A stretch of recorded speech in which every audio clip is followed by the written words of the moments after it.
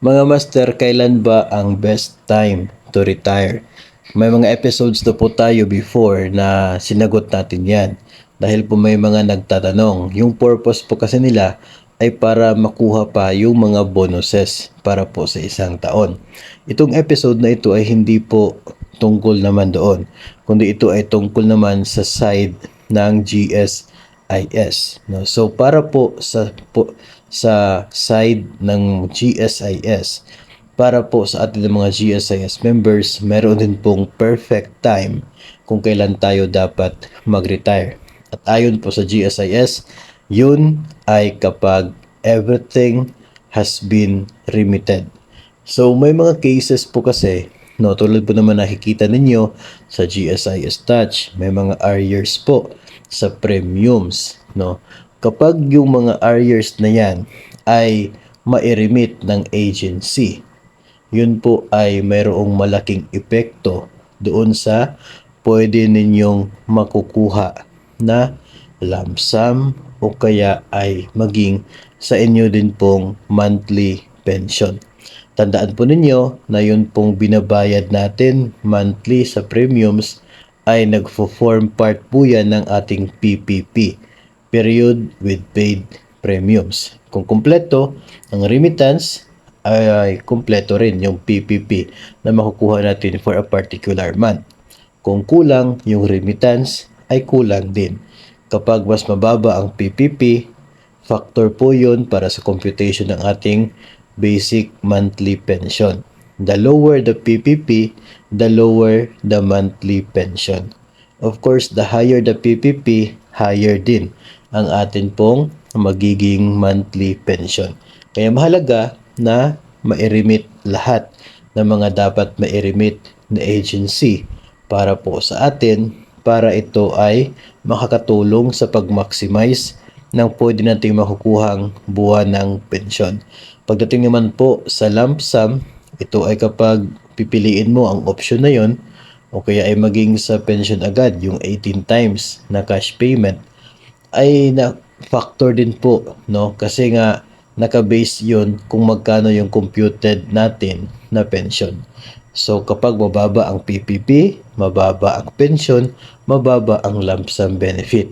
Kapag remitted lahat, mataas ang PPP, sakto kung ano dapat, mas taas din ang pensyon, mataas din ang magiging lump sum na benefit.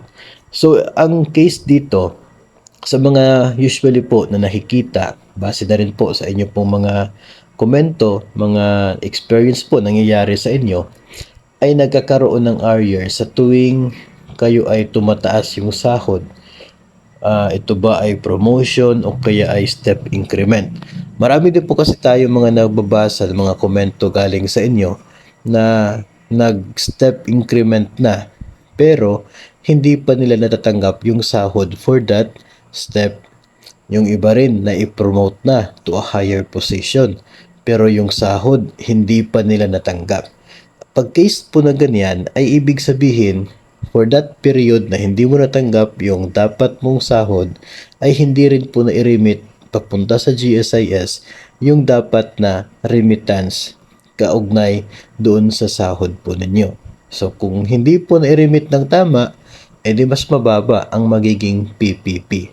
Kaya nga po ayon sa GSIS, the perfect time for you to retire is kapag ang lahat ng mga nararapat na ma-remit ay remitted na po doon sa GSIS dahil kapag remitted na po yun ay mag-form part ng inyong premium payments sa GSIS at yun ay makakatulong para sa mas mataas na pensyon at mas mataas na benepisyo.